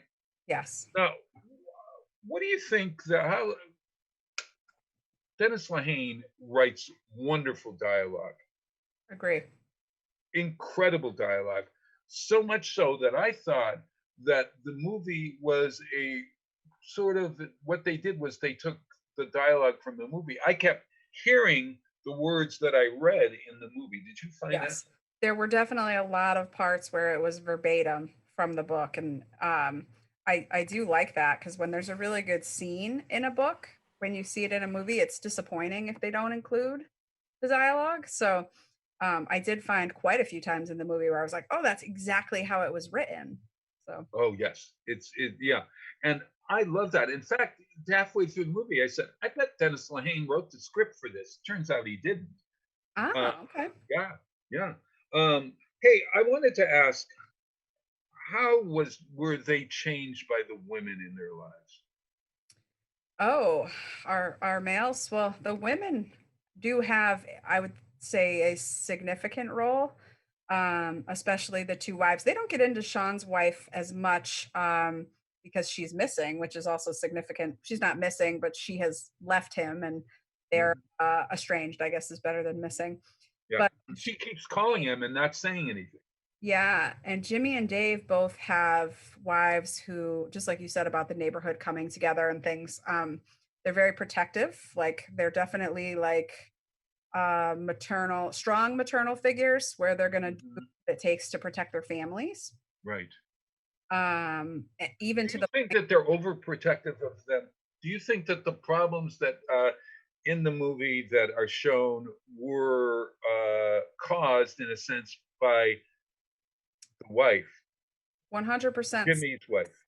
And Celeste is Dave's wife, and I think she thought she was doing something to protect her family. Herself. Right. Got played by Marcia Gay Harden, incidentally, right? Yes. Yep. What did she do? I think we can tell that part. Yeah, that's again, like I said, it's an old book. If you haven't read it, sorry about the spoilers. We warned you. Celeste is suspicious that her husband Dave, of the child abuse and the kidnapping, is involved in Jimmy's daughter being missing, which is the main mystery of the story. Jimmy's 19-year-old daughter goes missing, and they eventually find her murdered in the park. And thinks that Dave may have been involved. So she knows Jimmy's criminal ties and past history and all that stuff. And she tells him. So she essentially strings her husband up for retribution. Tells the officer about that she suspects her husband.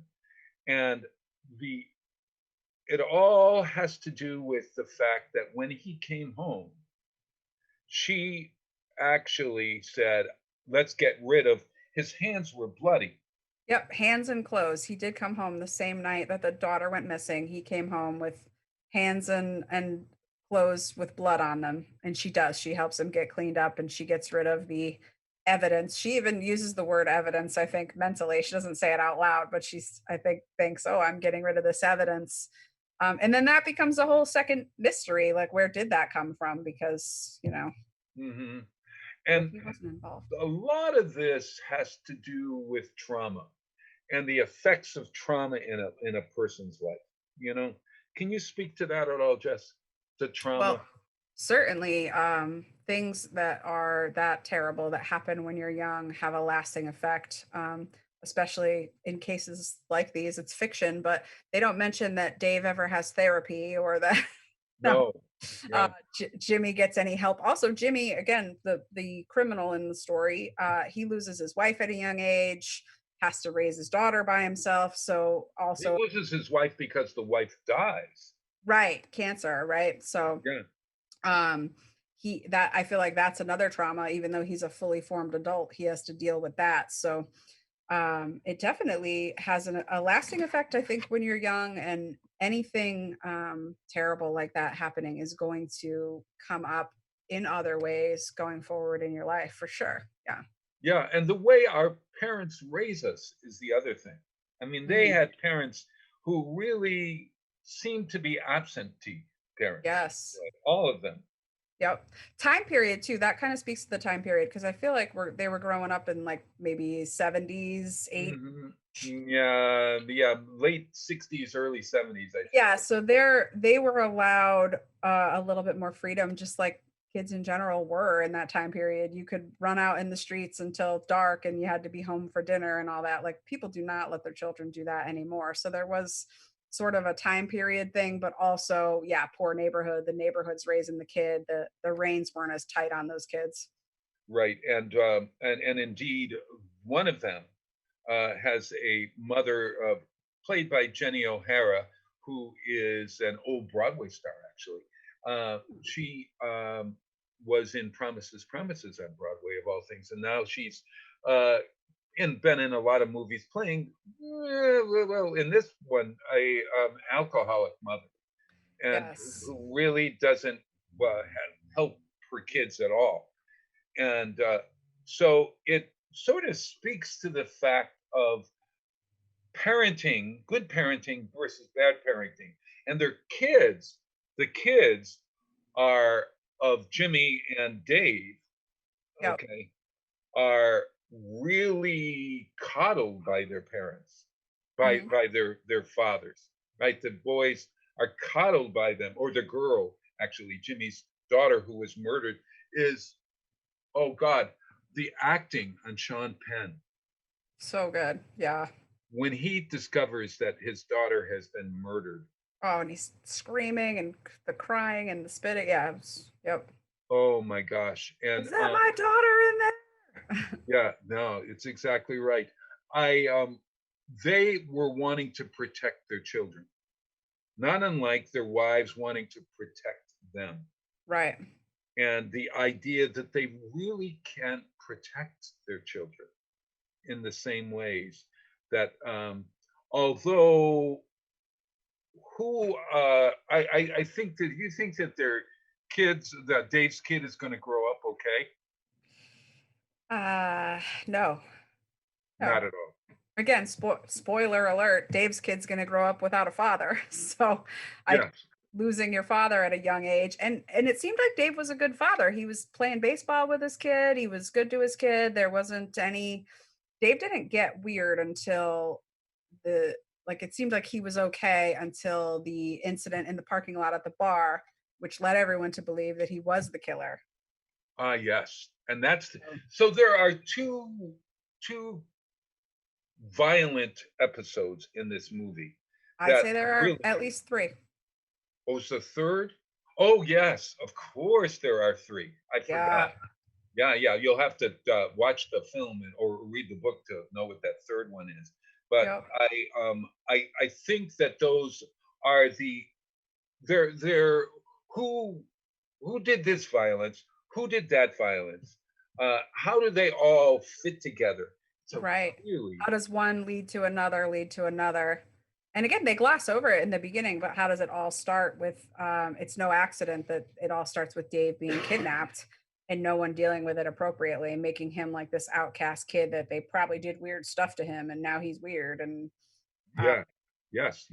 When we come back, we're going to continue our discussion and talk about what we're going to read next month, I hope, and talk about the movie. But you know what I thought I'd play? There's a great song by the Standells. Do you know the Standells at all? You ever heard the Standells? Do you know Dirty Water? You know that song, Dirty Water? Bob, they play it at Red Sox games. Ah, do they? Yes. If they win the game, they play the Standells at the end of the game. Yeah, because Dirty Water is they're talking about the Charles River, not the Mystic River. But Dirty Water is where you find, down here by the Dirty Water, you find do you know the muggers, Standells had never and thieves. Bob, do you know the Standells had never gone to Boston when they recorded that record? No, you're kidding me. I thought it was a Boston-based band. No, they're from California, I believe. How do you like that? Well, let's play the Standells' Dirty Water. It goes on. I'm surprised that Clint Eastwood didn't do this in the film, but he wrote all the music in the film, he and his son. All right, here we go. Dirty Water, the Standells. I'm going to tell you a story. I'm going to tell you about my town. I'm going to tell you a big fat story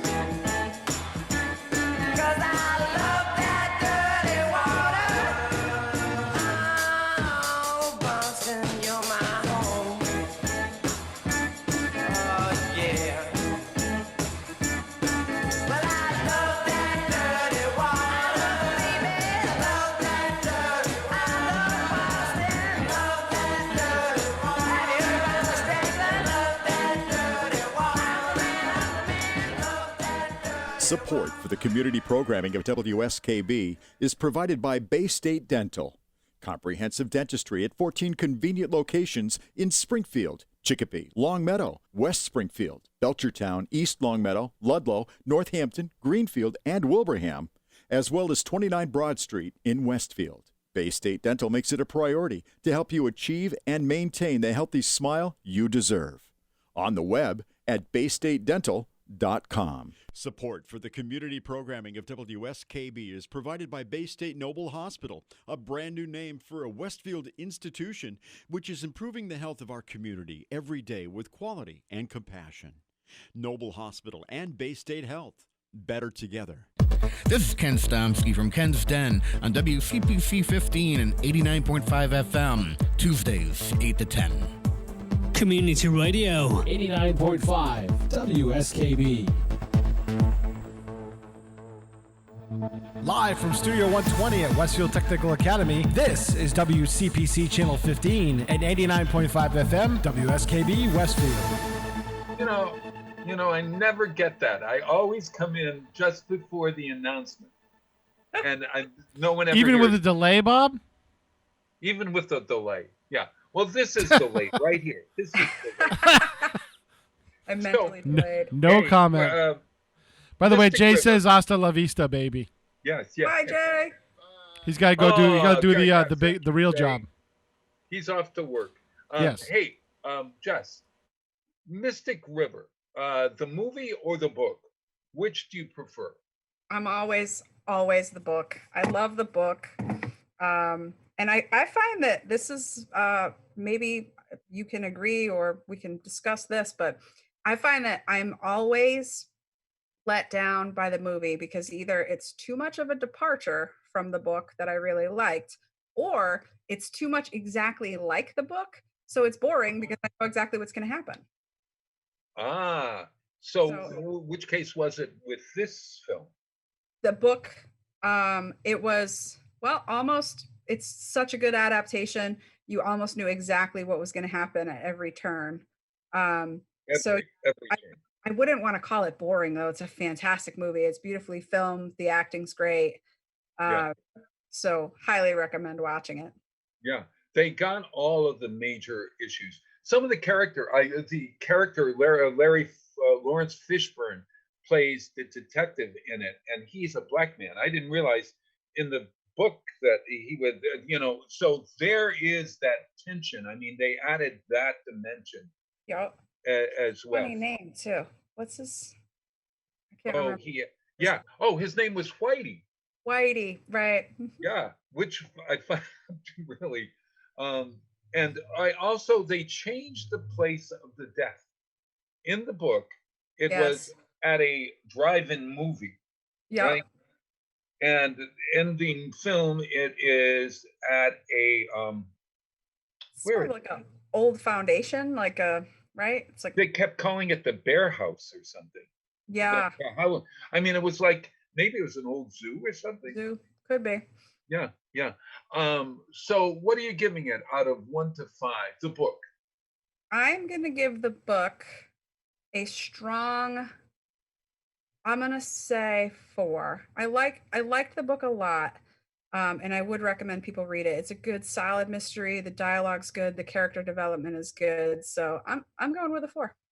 Yeah, I'm giving it a 4.5, mainly because it covers a lot of things. It covers mental illness. It covers trauma. It covers gun control. Yeah. And guns. And it also speaks to relationships in a way that is so important. I mean, and the relationships are here, and it talks about friendship in ways that I think are get you thinking about your friends in your life. Would you stand up for your friend in the same way that they either did or didn't in the film? And so I'm giving it 4.5. How about the film? 1 to 5. Same system on a 1 to 5. I'll go with. I'm gonna give the film. I would say just a little bit lower than the book. So strong 3.5, which is still a really good. Yeah, and I would probably say 4. for that. Yeah. So I give it a lower one because the dialogue that this guy writes is So good. incredible. Incredible. And I do want to read more Dennis Lehane. Now, this was my me too. Lehane, so I'm excited to read more. Oh my God, he wrote Shutter Island. I know. I think that might be the next one because I have an idea about how that goes too, and I'm anxious to read it. Really? Do you want to read Shutter Island next, or do you want to do a classic? Oh, that's an excellent question. And you sent me a good list via. Yeah, I wondered whether The films. Grapes of Wrath or The Maltese Falcon or Beloved by Toni Morrison. I've never read Toni Morrison. Me either. And she's like really wonderful writer. I mean, like she apparently is up there. And what do you think? Should we read Beloved?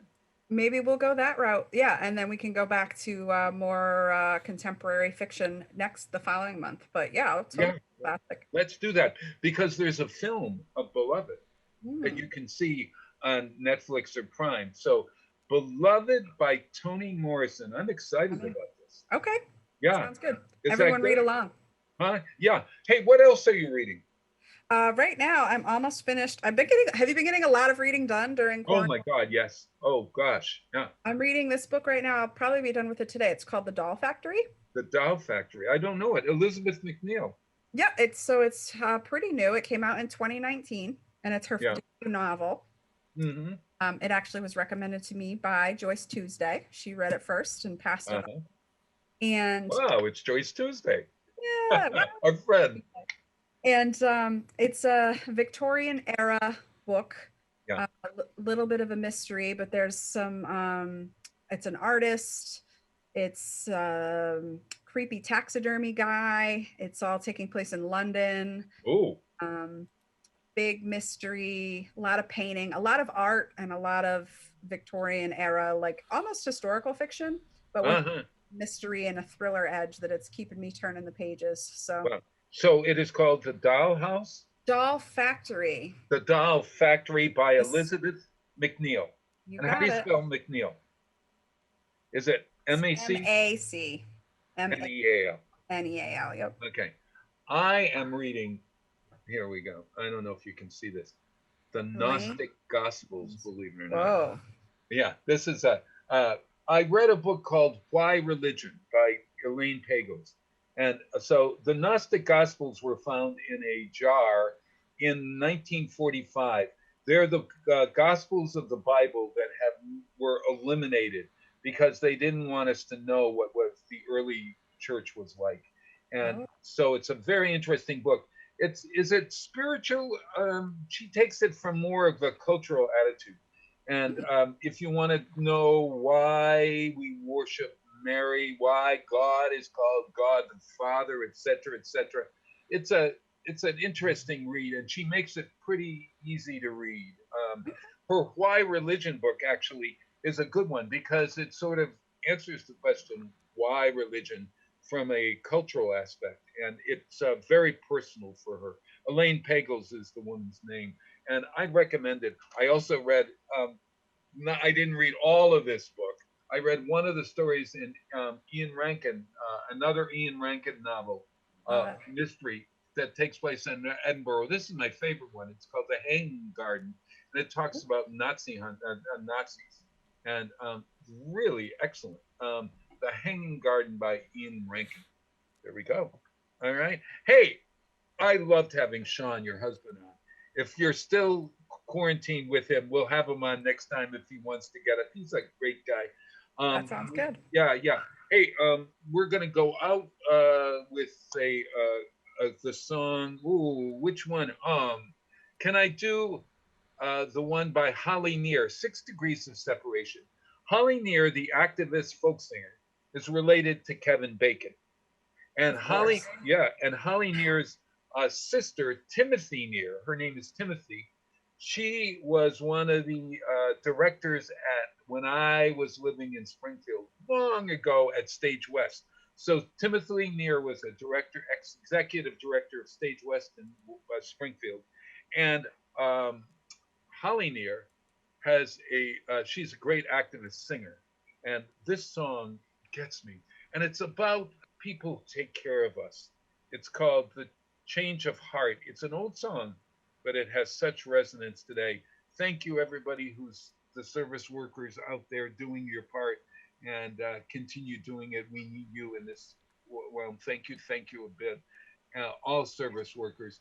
And hey, you wonderful woman, Jessica Martin, thanks, and see you next month. Thank And you. everybody consider donating and volunteering, and we'll see you next week. Peter Coles, thanks a bunch. Here is Holly Near's Change of Heart. Listen to these lyrics. See ya. Bye.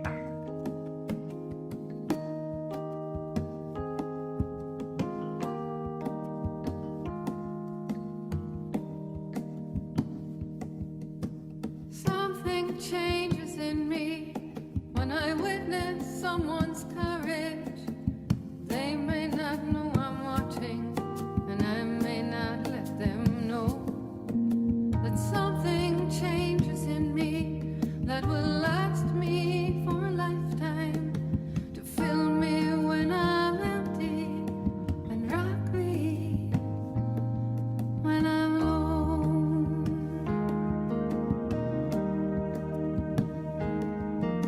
Something changes in me anytime there's someone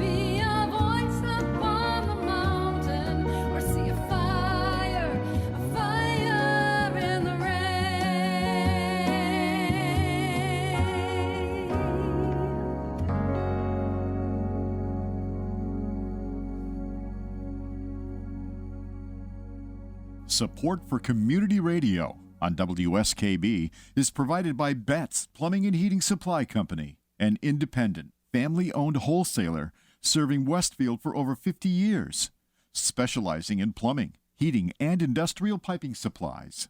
On the web at bettsplumbing.com or at 14 Coleman Avenue in Westfield. Support for the community programming of WSKB is provided by the Dunkin' Donut Shops of Westfield and the Sardinia family. It's nice to know that even as the world changes, Dunkin' Coffee remains the same at 7 convenient locations throughout Westfield. Join us every Thursday morning from 6 until at least 7:30. Check out the Bobby G and Company Show right here on WSKB 89.5 Community Radio. 89.